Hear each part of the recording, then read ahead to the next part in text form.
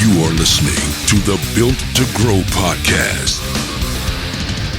All right, welcome back to the Built to Grow podcast. I'm your host, Tim Lyons, in studio on a special Whiskey Wednesday episode, also streaming live on Facebook. Ooh. What's up, guys? First time streaming live. I wonder what kind of weird comments we're going to get from this one. Joined, as always, by my co-host, Randy Angson. What's up, feller? Good day, sir. I think we need to clean this table off. It's a little Greasy, smudgy. A little smudgy, greasy. yeah. Been doing some work on this thing. Yeah, I know. I came in. You had this whole. For those of you watching along, there's a giant monitor, It's computer, awesome. You know how all awesome this the stuff. monitor Oh is. yes, yeah. We utilize the hell out of those. But Trying a little new whiskey as a gift. I got this from a gift from Shauna. Shauna, the tax goddess. Thank you. Yeah, Where are you thanks, at? Shauna. Thank you, Shauna. Garrison Brothers, Texas Straight Bourbon Whiskey. yeah, love me some Texas. It a little oaky to start. We're I don't know. Tastes pretty good though after it gets a little ice melt on that. So a couple things to note before we get too deep into this episode, which is going to be jam-packed with data, is that we are hosting a Black Friday workshop for gym owners. So if you do not have your Black Friday campaign set up, we've got a complete done-with-you system. We're going to drop in your templates, your campaigns, your text messages, your emails, as well as your funnel, as well as coach you on how to sell this thing, and hopefully you can make a ton of cash for Black Friday. Yeah. We're going through some of the numbers from last year. We're just kind of going back and looking back at the data, anywhere from 8, 9, 10,000 to 40,000 in just a couple of days. This actual year, we're going to actually bump it up a little bit with some extra text messages. And by the way, those numbers, that 8 to 10,000 to 40,000, that was all done via email, and not one text message was sent, and not one Facebook ad was used. Not a dollar spent on Facebook. Yeah. Which is a nice feeling when you're at Thanksgiving dinner and you're watching your phone blow up with $3,000, $4,000, $5,000 sales constantly. It's a good feeling. So, And I mean the fact that we still live in a time where you can send an email and you can receive funds. It's not all paid traffic that's paying off. You know what I mean? We own these leads now, so take advantage of it, guys. We It's a had an beautiful thing. episode about owning your Yep. traffic. If you followed us in the past, we've had a Own Your Traffic episode. That's after you're done paying for paid traffic, you've collected leads, and these people are in your database. You own that traffic. You don't have to pay for it anymore. Communicate with them. So excited for that one. So, all right. So this episode, what we're going to talk about a little bit today is knowing your data. When I mean by knowing your data, I'm talking about knowing your data in regards to your Facebook marketing campaigns. Too often, and I feel like at some points in our career, we've actually fell victim to not knowing all of the data and not having a really good grasp.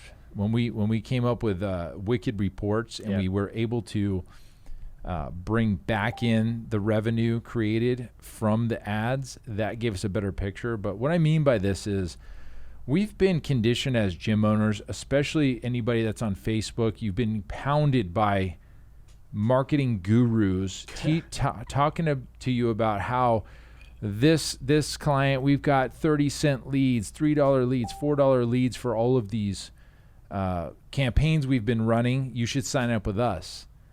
And we've been conditioned to think that 4 or 5 cheap dollar leads are good. Or no, that it's a must. It's they a are must. good, but that's not all we should be focused on. Good point. They are good. Yeah. Cheaper is always better. Sure. Well, But quality Yeah, is what there you we're go. talking about. Yeah. So what I'm going to go through today is from the actual budget on Facebook all the way to your return on investment and all the little steps up along the way that you're going to need to be able to track. And if you're not tracking, this might be a kick in the ass to kind of like, hey, let's get some more data on these campaigns. that's the only. I mean, truly, if you're not tracking your data, you're not marketing successfully. I mean, you're literally throwing money at the wall and seeing what sticks. You know, and that's a very dangerous way to play, guys. So pay attention, because this is exactly how to take a successful campaign and then scale it. I mean, the idea behind marketing is to find what works, and if you don't know the data behind it, you don't know what works. Right, exactly. And I'm going to give you an example of a time you probably have turned off a campaign that was actually making you a lot of money and you didn't realize it. Are we ready to admit that we turned campaigns off too early yet? I'm absolutely ready. I'm ready to admit that. And the reason why I will admit that is because almost all of our revenue comes offline. Yeah. Yes, correct. And when it goes offline and it's in our CRM, which we use Infusionsoft for Profit, it doesn't track automatically in your Facebook Ads Manager. To talk to that point too, did you know that Facebook's getting rid of the 28-day? They're shortening that now. To what? 7-day cycle is, from my understanding, is all that's going to be available for a buying cycle. Attributions. Yeah. Now, Wicked Reports and plugins might be able to pull that stuff, but something just for you guys listening along, that's a conversation that I just saw probably last week, that they're getting away from the longer full attribution out to 28 days, and they're just going to the 7-day cycle. So interesting, which is cleaner. Yeah, but at the end of the day, I think it's Facebook's way of saying direct response is the only thing that they're going to focus on. That's they don't care about the when the client buys, if it's attributed to an ad back when. They want to see that ad attributed to that sale. Well, it might put them at risk for people not attributing a 28-day purchase. Now they're really kind of cutting 3 weeks out of that. Yeah, that's a big deal. That's a big deal. Okay, so let's dive into some data for a second here. We're going to use some round numbers so everybody that's listening and watching, you can just easily follow along. I would maybe recommend grabbing a pen and paper for this one. This is, I got 1, 2, 3, 4, 5, couple 6, conversion 7, 8, opportunities. 9, 10, 11, 12. I have 13. Okay, so if you're writing this out on a piece of paper, I've got 13 basically cells from left to right, 13 cells. This is an Excel sheet that I'm looking at, but here we go. Everybody knows this one. You spent $1,000. That's pretty simple, right? Let's just say you ran a marketing campaign, and for ease of this conversation, it's 30 days, you spent $1,000. Total ad spend. Total ad spend on Facebook. You spent $1,000, and you generated. And this campaign is taking somebody from Facebook to a landing page. Okay, so you spend $1,000, and you generate 333 clicks from that $1,000 spend. So your cost per click is $3. Okay, everybody's following that, right? Okay, I paid $3 for every time somebody clicked to get over to my landing page. Great, everybody's following along. Now, of those 333 leads, you generated 25 leads. Okay, 25 leads. And basically, if you say 25 divided by 333, that's a 7.5% conversion rate. Okay, 333 people landed on your landing page, 25 people opted in. They gave you 25 leads for a cost per lead of $40. Okay, 25 leads into $1,000 ad spend is $40. Okay, so everybody's kind of seen this. And if you go to Facebook, you can kind of get this out of the box. You get the cost per lead out of the box. It's right in front of you. Everybody sees cost per lead. Okay, I would tell you that most people will look at that $40 cost per lead and be like, "Ooh, we got to shut this off." In this industry, for sure. Yeah, right? Shut that off. We're spending too much money to acquire one person in the opinion of the marketplace. So I would argue you don't have all the data. So let's keep going, because that's like 1/3 of it. So let's go. What's the next obvious step for somebody after they opt in? What do you want them to do next? Purchase. Well, schedule an appointment. Okay, sure. And offline, right? Yeah, so that we got to get somebody into your gym. So we want them. This is not a funnel where they would purchase online. So we want. This is a brick and mortar location. We want to book the appointment. Yep. So out of those 25 leads, 15 of them booked an appointment. Okay, so 15 divided by 25 total is 60% scheduled. Okay, 60% of your leads that opted in scheduled for an appointment. That's actually on par for what's normal. Okay, $67 per appointment booked. You may look at that and be like, "Oh, that ain't too bad." To get somebody on your schedule for $67? You might say, "Okay, that's not too bad," but 5 minutes ago you were saying $40 cost per lead was bad. So okay, 15 of those 25 booked, so now you're at $67 cost per schedule. Now, 15 people booked an appointment, only 10 of those people showed up.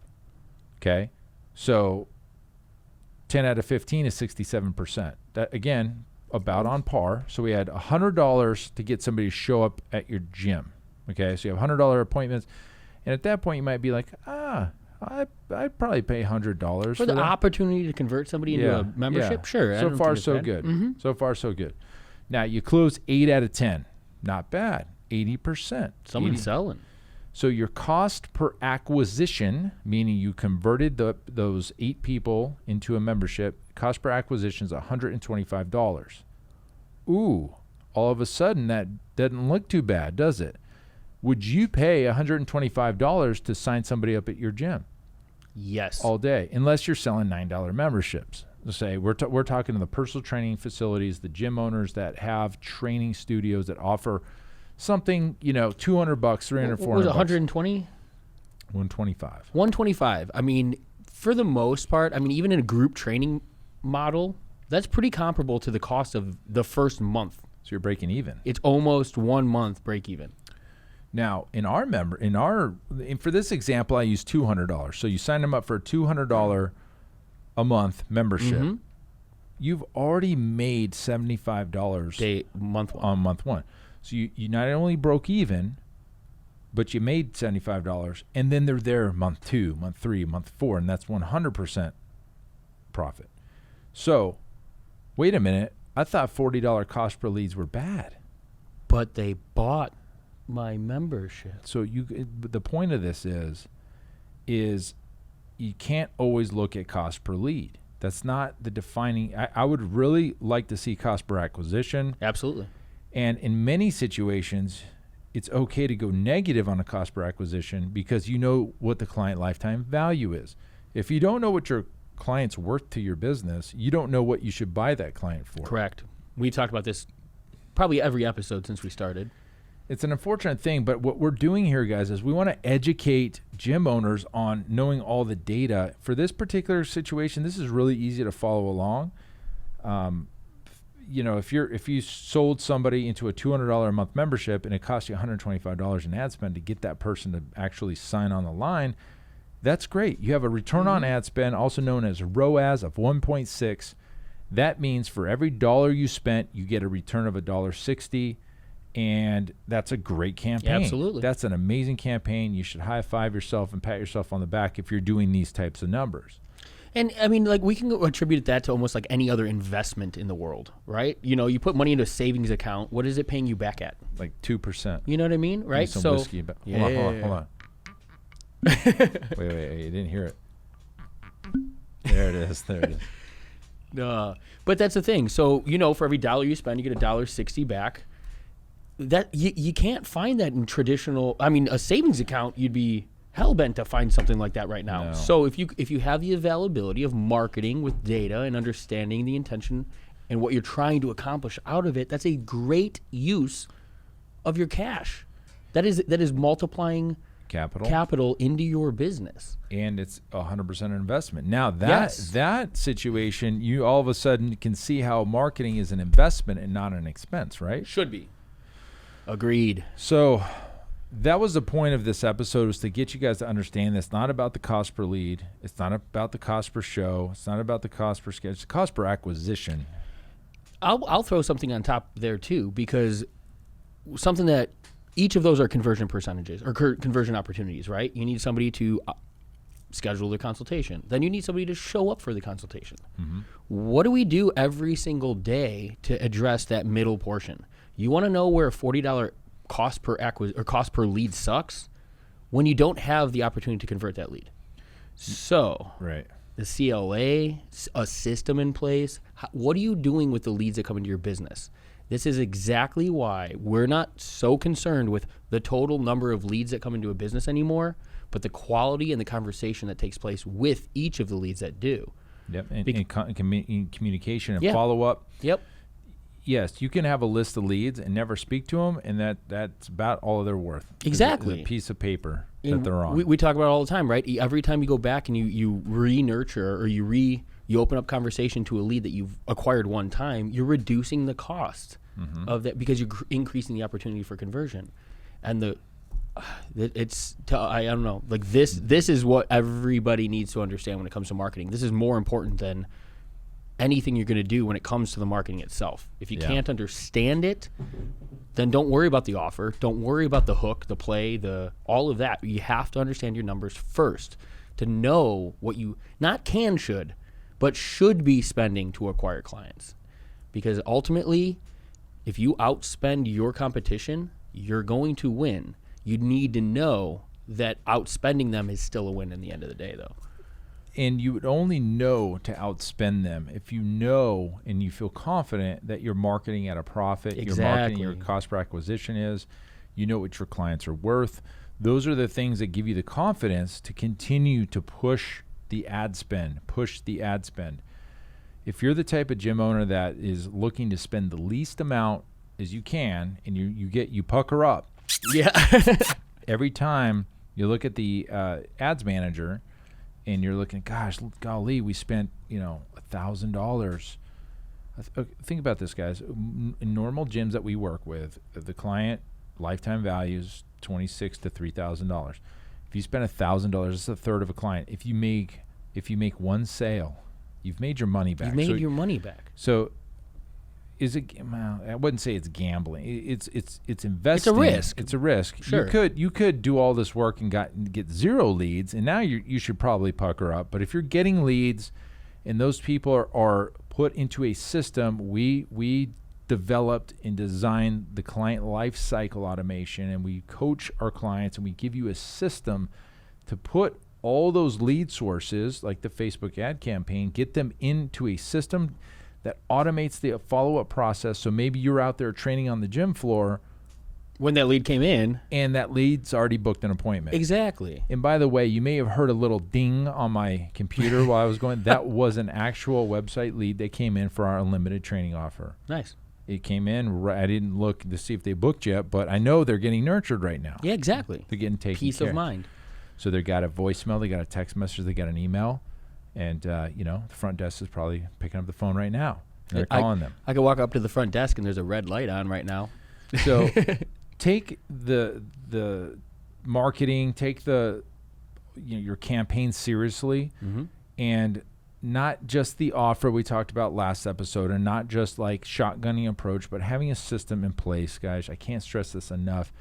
If you don't have a system for lead follow-up and post-appointment follow-up, meaning that client, what was the math? 15 booked, 10 showed. What about the 5 people? I'm talking about the 5 people that got all the way to the appointment but no showed or canceled. What are you doing with them?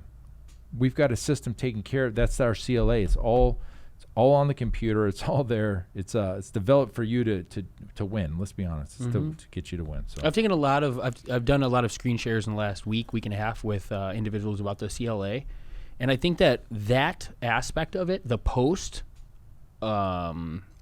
consultation, for us, like in the seat, understanding to have a client is equally, just as valuable as acquiring a client. Yes. That nurture process, in my opinion, is getting more and more and more valuable. I mean, the long-term nurtures, the love sequences. The manual follow-up sequence. Yeah. So we've built it a situation. That alone. That came up in both of the conversations. That manual follow-up. So let's put a situation in place. You get a call, or somebody calls let's say somebody calls your gym. Pick it up. Hey, what's up? Whatever. Pulse Fitness. Soon to be a different name, but Pulse Fitness. How can I help you? Whatever. You're going through your spiel with them, and they love everything. They live in the area, or they're about to move. They're still in Colorado, and they're moving, in a couple weeks, and they're just checking out the gyms in the area and just wanted to see what was going on. Will you follow up with me in a couple weeks when I get into town? Yeah. Hey, I close in early October. Yeah. Can you follow up with me, in a couple weeks? What's what do you do right now with that? You might put it on your calendar. You might write a Post-it note, and it goes on your desktop computer, and you wait a month and you forgot what the hell was that conversation about.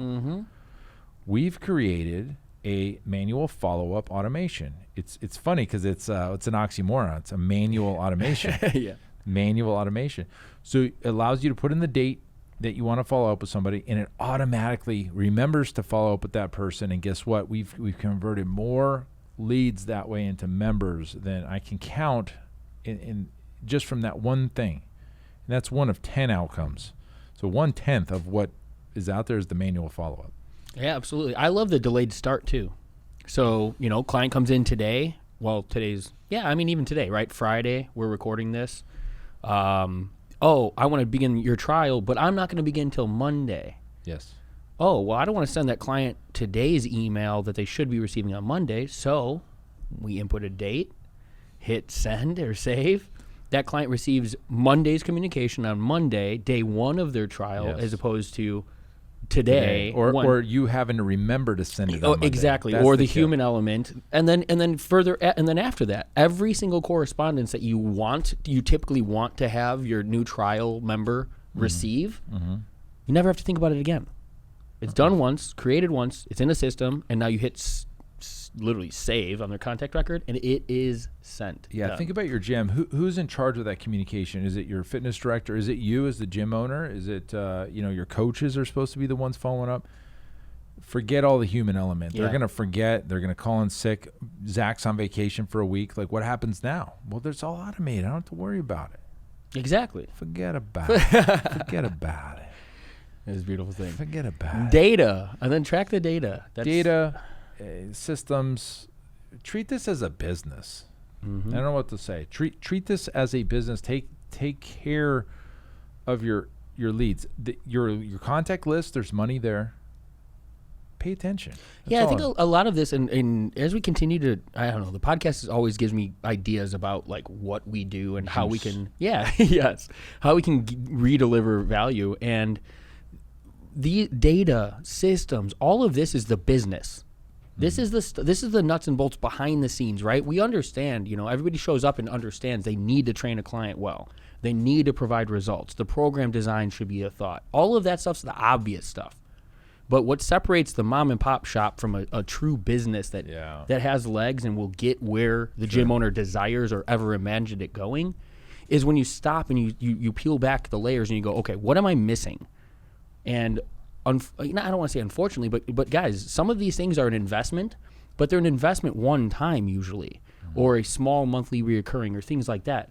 But nothing that we've ever sold or that we believe you should bring into your business is ever going to continue to cost you money without the ability to pay you back at least your investment into that and beyond. I mean, it's done for the intention of moving the needle forward, growing your business. And so when you start to look at the things that you have available, we've talked about this on podcasts in the past, invest in your business in ways that it's going to pay you back. Certifications, yes, continued education is required, but that new certification is not going to be a 1-to-1 or a 1-to-6 or it's not there's no easy way to track what that is ever going to do for your business. So I'll start aligning some of your thoughts and the areas that you want to invest into things like systems and strategy and growth and marketing, and your business is going to grow. I'm watching the Facebook feed right here. Thomas, we have broken the proper 12. I broke that in last week, 2 weeks ago when we were setting the Traeger up. We did. It's not bad. We sampled that at the Casa. Johnny Ringo says hello. Yes, sir, Johnny Ringo. Cheers to you, buddy boy. Salud. That's a good name, Johnny Ringo. Johnny Ringo says what's up. Not too many people watching. That's interesting. Whatever. We don't have a big following. All right. So that's it for this show. What can I tell you guys? Get the data, get the info, create the systems, treat your business as a business. Yes.